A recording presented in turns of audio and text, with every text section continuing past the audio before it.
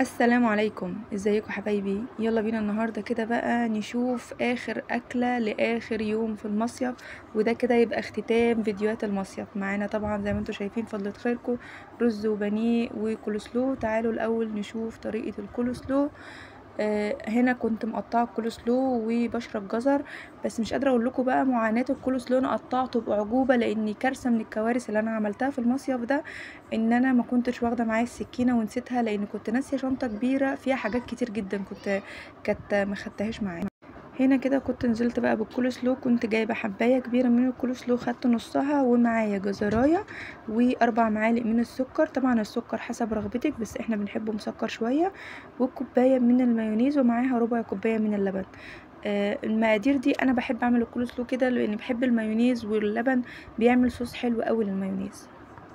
يلا بينا بقى نعمل شويه الرز البسمتي، ومعايا بصلايه كده بحمرها. انا بشرب بصل طبعا عشان ما كانش معايا السكينه زي ما قلت لكم.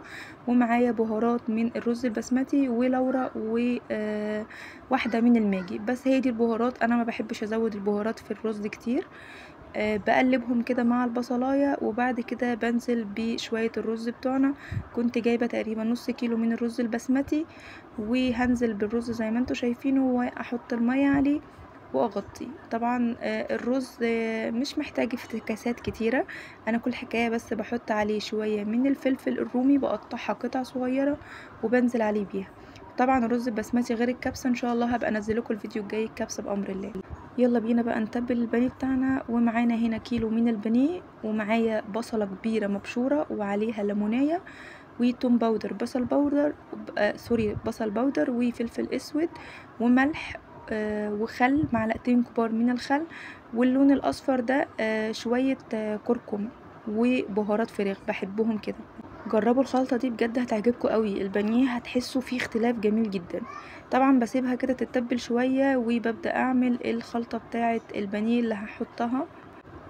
باحب احط بقى زي ما انتم شايفين كده البقسماط وعليه شويه من الدقيق. ما بحبش احط الدقيق لوحده والبقسماط لوحده يا جماعه، طبعا كل واحد حسب رغبته وحسب ما بيحب.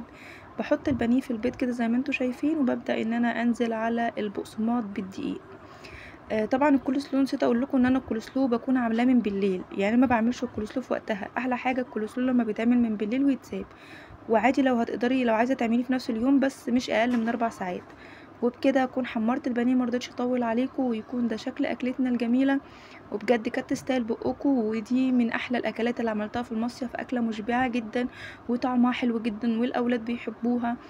آه جربوها ان شاء الله، طريقتي تعجبكم بامر الله. ولو اول مره تشوفوني ما تنسوش اللايك والشير والسبسكرايب، وتصلوا على الحبيب المصطفى عليه افضل الصلاه والسلام. مع الف سلامه.